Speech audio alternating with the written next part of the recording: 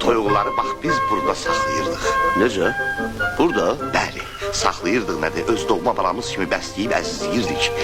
Elə mehriban, elə gözəl toyuqlar idi ki, ancaq bu yerlərin bir qənimi var, o da küləkdir, külək. Külək deyil, əsən fələkdir. Toyuqlarımızı elə öpürüb aparıb ki, bir də qalmayıb sizə göstərək suvenir kimi. Baxın, burada bir toyuq görsəz, buyurun, tüpürün üzümə. Mən sizdən heç bir şey gizlətmirəm. Kaş buradakı fermanı əvvəllər görəydiniz. Ürəyiniz dağa dönərdi. Səliqə, səhmam. Mən burada fəhlələr üçün hər cür şərait yaratmışdım. Yaxşı, bütün bunları bildik. Bəs inəkləriniz hardadır? Rayona verdiyiniz məlumatlarda göstərilən inəklər.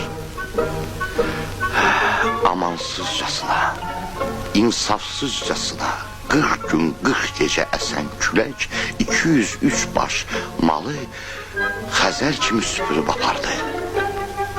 Bundan da böyük faciə ola bilərmi? Yaxşı, bəs bu nədir? Belə məlum olur ki, qoyunçuluq fermasından qalan təkcə bir qoyundur. Bəs necə olub külək bunu apara bilməyib? Amansız küləyə qarşı ancaq o qoyun tab gətirə bildi.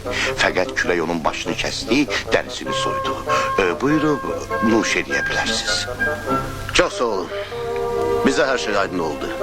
Küləklə kəsilən qoyunun əti elə havadan buluddan olar. Xudafiz.